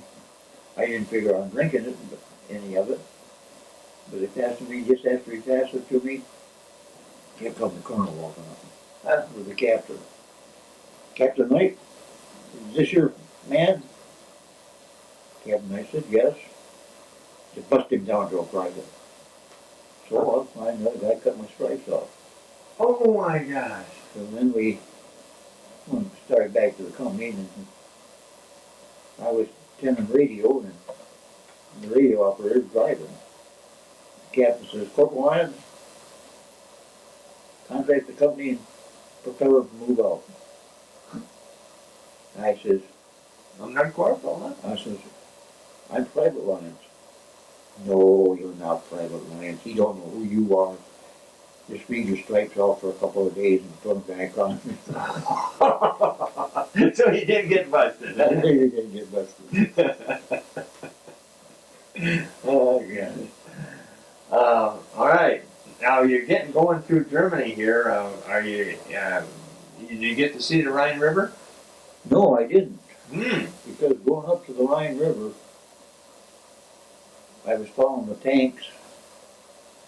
Uh-huh. The captain was in the tank instead of being in the Jeep, and I Okay. got asphalt blindness. Oh, he was on bare asphalt now. Yeah. Oh, on the road, highway. Highway, and I got asphalt blindness, and so I couldn't see.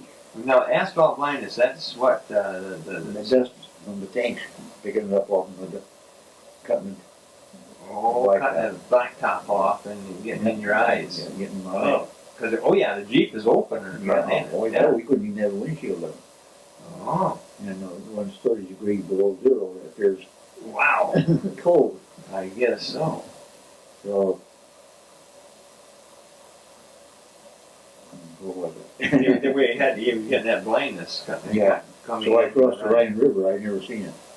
Mm. And then they got together and formed our whole company together to get ready to move out.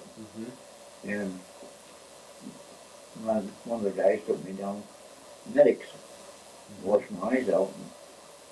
And I started back, and I was feeling my way back. There was nobody there to take me back, and the driver of the assistant or the staff tank, what they call the staff tank, second next command, me and wisecrack, and I answered him. Hmm.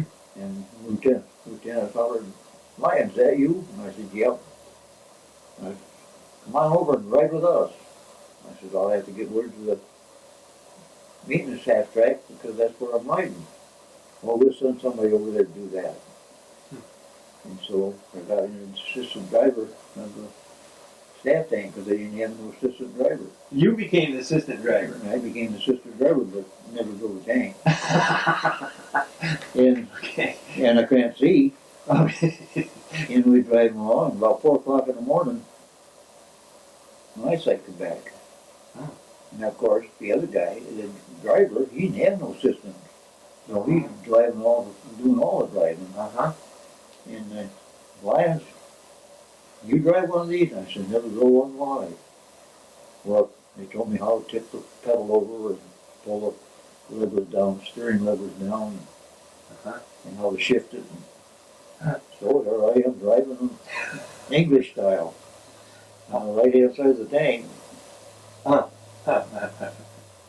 So I did that, and then I got pneumonia. Hmm. And went to hospital. Was in the hospital for a while. I got over that, and they come and told me I could be relieved, and I could catch the supply truck Okay. that goes by my company. Uh-huh. So I went over to the supply outfit and talked to them over there and found out which one it was. Be here at 4 o'clock next morning. So we got there at 4 o'clock the next morning, and we took off, and we never got to the company till way after dark at night. all the spikes and boots he wanted taken, you know. I got there, I didn't have a job. Huh? Because they could assign somebody else to it. But just at that time, the commander of the command tank, which is the gunner when the captain was in there, Uh-huh. got sent home. Oh, got enough points. That's enough points, and he got sent home. All right. And so they made me tank commander. Now you're a tank commander. You've only drove a tank for a little while. A few days, anyway. Yeah, I was tank commander. And You're heading toward Germany. You're into Germany, but Yeah, you're but heading toward we're Berlin. heading for Berlin. Mm-hmm. And we got up to Berlin, and they turned us back. The Russians. The Russians would turn us back. Oh. The third time we went up there, we went up there, guns loaded, and we knocked the gate right out. Or the Russians wouldn't let you come in. And I was going to Berlin. Even though they were allies at that point, right? But they occupied that part of Oh, okay. Berlin. Okay. And so when we went up the third time, they opened the gates and never said anything or anything, went right through. They must have knew their guns were loaded, huh? Must be. Yeah, okay. So we went into Berlin and we occupied there. And I and one of my buddies, we got inquisitive about what was in the basement. Well, you went, what'd you do? You stayed, where'd you stay? So Or it was just a big building, rooms. took a big building over? Yeah. Uh-huh. And there was 3 basements below. Okay. And so we went down in these basements to see What was it? what was down there. Yeah. And we found the rooms all blocked up. The Hmm. doors blocked up. Oh, you mean where you go into the walls? Yeah, and the cement, walls. the masoned over? Uh-huh. And they blocked the walls all up. Uh-huh. So we told them to open up one of them so to see what was in there. Yeah. And it was all dead bodies.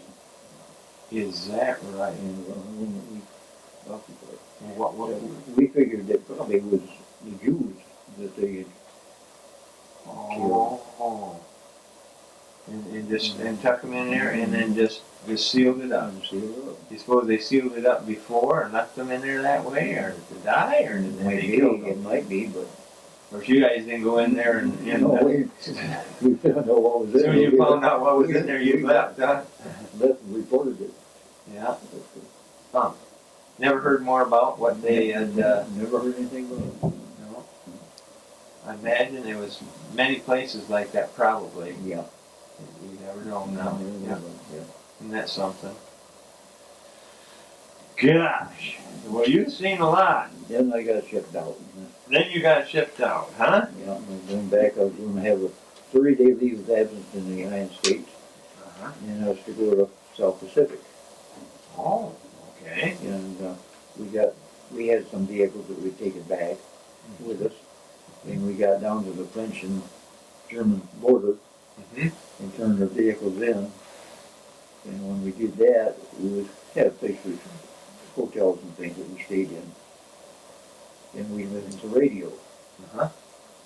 And that night, they announced that Afghan had given up. Oh, VJ Day. VA Day. That would have been in August, 1945. Uh-huh. And then we took a train from there on down to Riviera Okay. In France. in France. And we got stopped one time out in the desert for something with the boiler. They had to do something with the boiler or something. Yeah. And when they got ready to go, we was in the back car, Uh-huh. the box car. And I stood at the door. I said, the engine moving. They're hooked together with chains. Oh, all these cars, yeah? Okay, on train cars, yeah. So there's all slack in there. Uh-huh. So the engine's going pretty at the full speed when that car starts. Starts to go. Yeah. Oh my, you got quite a jar? Yeah, quite a jar. Oh, wonder it stayed together. Stayed hooked on, huh? Yeah. We got down to Riviera, and they decided to sign us up for guard and everything, and we were down there. And, one sergeant, staff sergeant, he was putting platforms in, put tents on. Oh. And so I said, Sergeant, would you like some help? I sure would, he said. Uh-huh. So I went to helping him. I didn't have full guard. Oh. They took me off the guard list. I worked with him building them platforms. So, But wasn't so bad to volunteer, huh? Yeah. But after we got there, the company was in there occupying the place. Said that they were going home. They had points to go home. They were going home. We was going to take over in their place. I see. Well, we tore the command tent down, rather. Uh-huh. And we had Walter Winchell. Winchell? Yeah?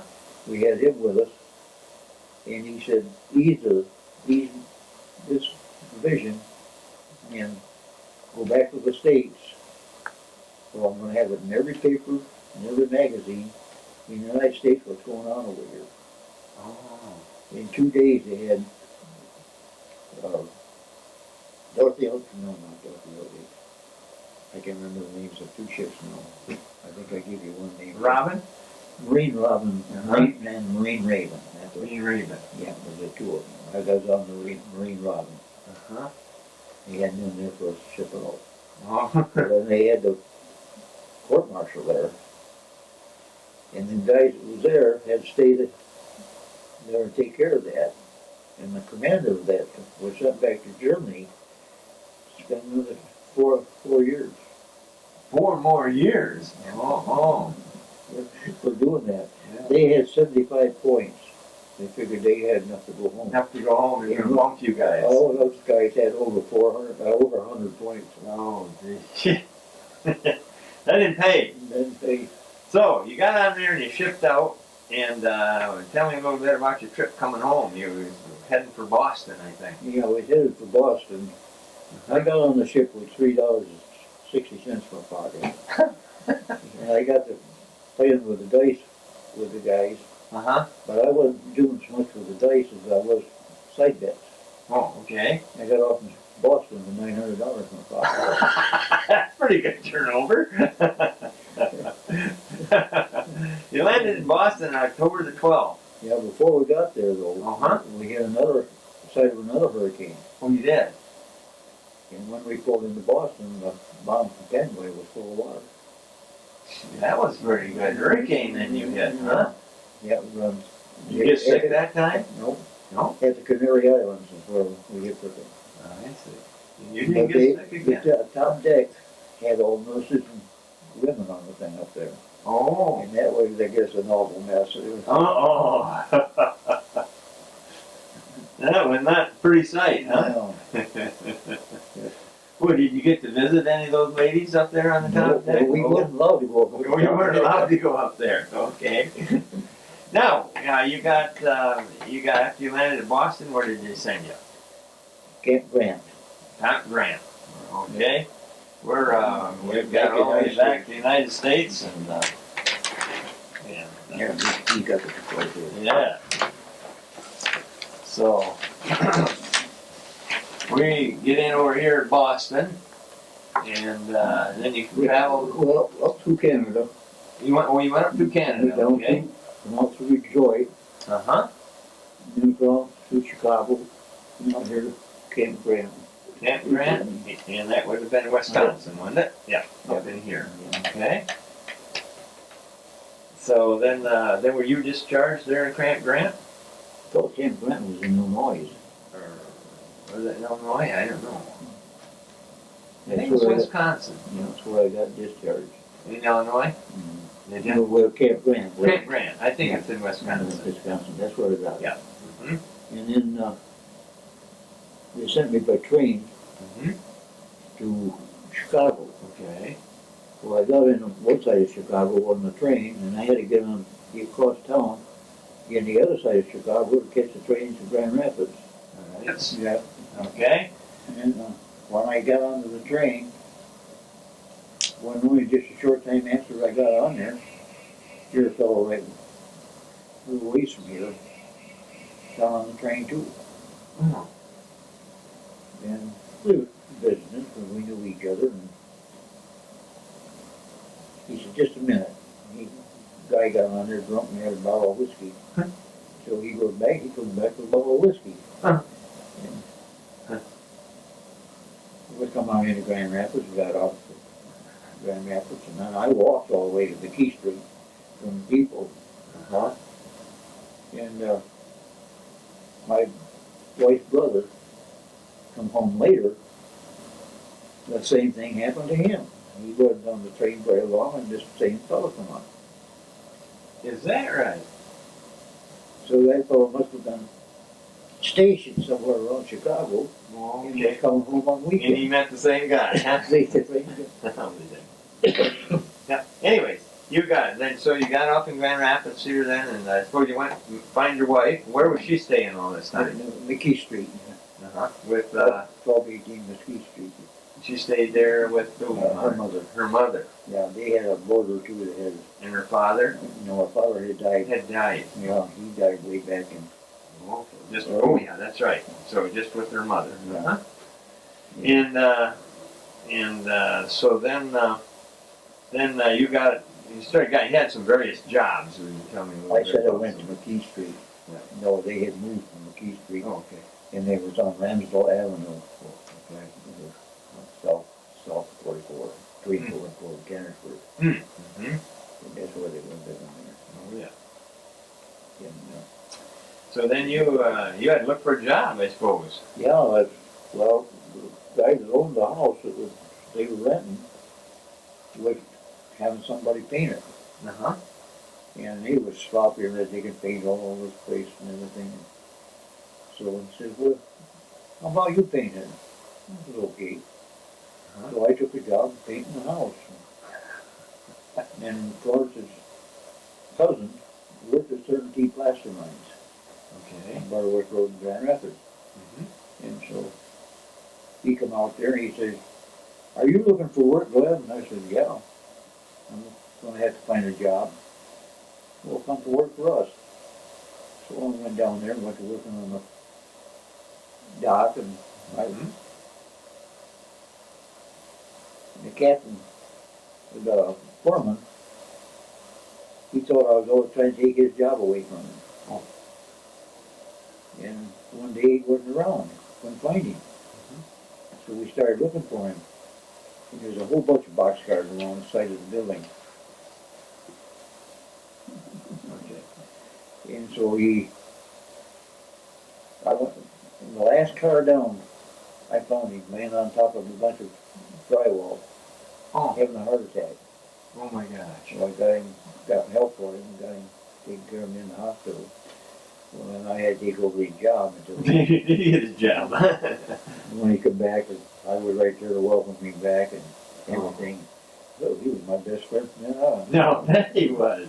Oh, and about April 1946, you Yeah. bought a farm. Yeah, I bought the farm. Right here at just Murray Lake, Just north of here. just north of Yeah, here. it's on Murray Lake Avenue, just up around the corner of here. About 120 acres, was it? 20 acres of, Mhm. it was 80 acres on the north side of the road and 40 on the south side of the road. And that house was on one side of the road and the barn was on the other side. Uh-huh. So you started to raise a family, huh? You know, on January 3rd of 1950, Uh-huh. our daughter was born, Uh-huh. January 3rd, huh? Glenda? Linda. Glenda. That's when I bought this place. Bought this place where you live, right here, at 4465 Murray Lake. Yeah. And you bought this, 12 acres here, and you worked at, but back to Certainty. 30 plaster mines. Mm-hmm. You did maintenance? Well, after the spring after I went to work down there, when I left and went out and went to farm on the farm. Okay. When I sold the farm and everything, I went looking for another job, and I got a job down there, back down there. And it was a job in the yard. Mm. I had to drive the payloader, piling up dirt, or the rockers that bringing it up all the time. I had to keep piling it up. And I had other jobs, and I was,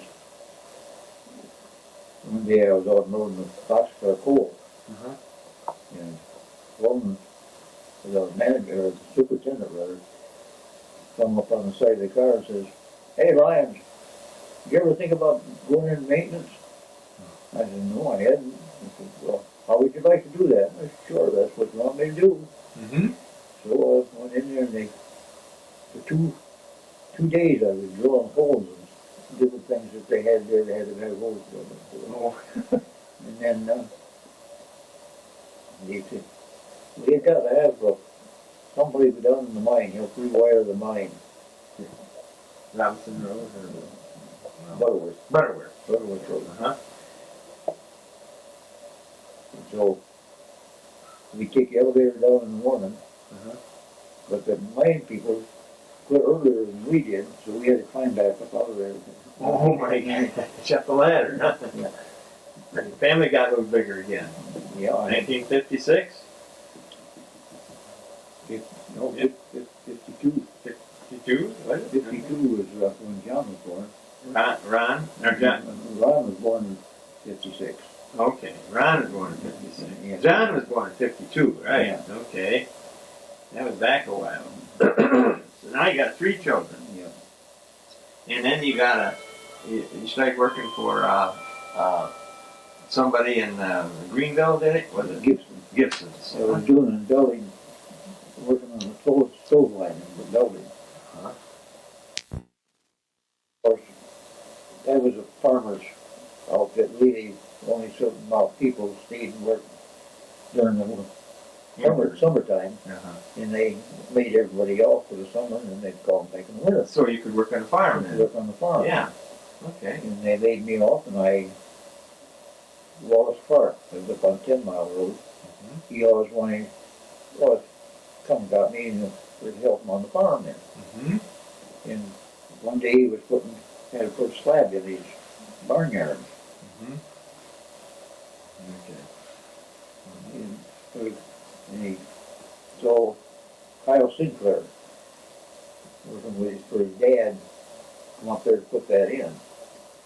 And Wallace put me out there, helped him get ready for it and put the concrete and everything in. Kyle says, you got a job? And I said, no. So I'm just working here. He said, well, come work for us, for me. So I went to work for Kyle. I worked a couple of years for him. It was fold up. Mm-hmm. So I got started doing that and putting the foundations in.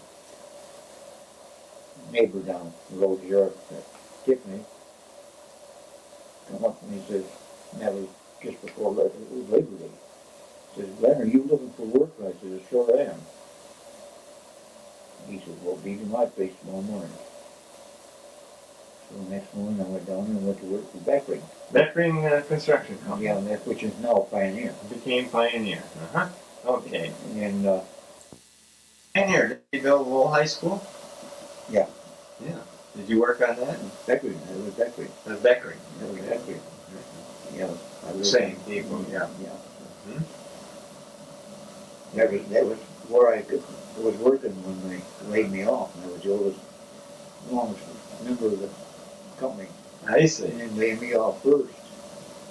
So you got to help build the high school then. We got, I poured all the cement, did all rod busting and Okay. put all the rods in it and everything. And in a short time after that, they bought me a bigger truck. Okay. So you did that till what, about 1984? Is that when you retired? 84 when I retired, Uh-huh. but I worked for Ellenbridge Construction Company for a couple of years. Okay. I dropped out of the union because I knew if I went just to the union hall and get a job, we just know another job. I wouldn't be working very long. And at my age and everything, and so I laid everybody off as long as the boss, the one that owned Van Dellen Bumhoff Masonry, was New Bumhoff, and he also was the owner of Ellenbridge Construction. Yeah, yeah. We're tied together. They were tied together, but one was union, the other was non-union. And after he laid everybody off, but he didn't lay me off him. He said, come on in the office. So I went in the office, and he offered me the same thing that I was getting, working for them down Bumhall. To keep on working with him. I see. So I went around driving truck and fixing equipment. April comes the next year, I'm going Retired. to retire. April of 84. 84. Okay, then so you know, if you're retired, you kind of messed around here doing different things, and Well, I always had, now back sometime there you built this house, didn't you? we built that in 54. 1954. You built, after you bought the farm, the 12 acres here, you built the Before I house. started doing any construction, Yeah. so I didn't know that much about it. Yep. And then after you retired, you had a heart attack. You know, the winter of 85 and 86 was real cold. And so I just sat down in the chair and read. And thinking I'd never do anything. Otherwise, I'd been out walking and everything. And working around. Quite a change from what you've been doing. Yeah. From April the 7th, my wife went someplace. I think it was with my daughter. And I went out in the yard and had a weeping little sump. And the roots were up out of the ground, so it made it all hard. There was more around it. So I cut the root out. And I got a chest pains and everything. And I come in, took tongues and one thing and another to kill it. And so finally I called my wife and told her I was having a heart attack. Sure enough, huh? Sure enough, I went into the hospital. 40 minutes to find out back. So what have you done since then for fun things that you've done while you're retired here? Well, I've always had a garden. Uh-huh. Yeah, A garden here. And of course, kids have always got horses there, so Okay. I've already rather than them coming over here and doing chores and everything, I took over doing the chores. Take care of the You know, horses. just when Florence got so bad, well then they can flip coming over at night and doing chores. Because I couldn't leave her alone. And in the morning, I'd leave her in bed sleeping, and I'd do chores. But at night, I had to take her out to the barn with me. And last time that I took her out there, I had stopped 4 times coming back in Yeah. because she was running out of the wind. And I said, I had to hold on to her. And I said, if I don't, she's going to fall. And so they started doing the night chores. Then you Went to playing golf. went playing golf. Yeah. Yeah. And I hear you bowl a little bit too. I bowl, Yeah. Every Wednesdays or? Wednesday afternoons at one of those seniors down on St. Oh, Field. that's great. Yeah. Now you and your wife took a little trip, didn't you? Yeah, we went to Israel. A person in church, our husband died, and so she gave us the money, or the tickets rather, I should say, Yeah. to go to Israel. So we made the trip to Israel. Well, that was kind of neat to be able to do that together. Yeah, it was nice. Joyette, now you've been married to Florence for 63 years, right? Yeah. April the 10th will be 64. April 10th will be 64. Yeah. It's a long time to be together. Yes, it is. Yeah. And just kind of to think about that, my golly, you're a little country boy. It's been, like I say, all over the eastern part of the United States. You've been to Casablanca in Africa, Morocco, all up through France, Belgium, Germany, to Berlin, back again across the Atlantic Ocean, and The edge of 2 hurricanes. and at the edge of 2 hurricanes, and survived it all. And I think you've got quite a story there, Glenn. I really appreciate spending the time with you. One thing I'd like to ask you a little bit about, how do you feel about spending 4 years of your life in the service of the country? How do you think it affected you? Well, I don't know. Quite an experience. Huh? But Probably you wouldn't have ever had before, that's one thing I wouldn't have ever done on my own. No. But one thing it didn't affect me was not gun shy, but Shell shock? shell shock or anything like that. Yeah. Even though I was awful close to being hit. Yeah. Never I said- guess you were when it come down on top of the tombstone on top of you. That's something. Yeah. Yeah, So you got to be a lot to be thankful for. yeah, I Never really get back and And I know that you spend quite a lot of time involved with your church here, and, Yeah, the VFW. Or well, I used to do an awful lot of work in the church. Now Mhm. my nephew's now kind of taking over my place now. Mhm. Well, see, the lights were on at the right time. And yeah, what church is that? Boston Lake Congregational Boston Church, Lake Congregation. United States Church of Christ. Uh-huh. That's great that you and your wife could do that together and spend that time. The VFW, I'm going to VFW and American Legion both. yeah. And I know you took part there because I seen you. You were chaplain for a while. Well, I still am, but I'm going to next meetings I go to. Yeah. I'm going to drop that. It's time somebody else take over there. Yeah. Well, I tell you, Glenn, Nick and I really want to personally thank you for your service to our country. Well, thank you. We really do. And the Lowell Area Historical Museum wants to thank you for that, too. Because it's, it's just because people like you that did your part in the service, and you've done that and helped us.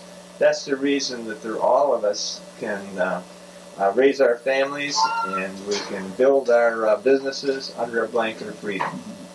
Really, all those parts are very, very important. So, Glenn, I want to thank you very, very much. And I know Nick does the same thing. He wants to thank you. Thank you very much. We enjoyed this very, very much. The following oral military history project is a series of documentaries in association with the Lowell area men and women who proudly served and sacrificed part of their lives to preserve the opportunities for all of us to build our businesses and raise our families under a blanket of freedom.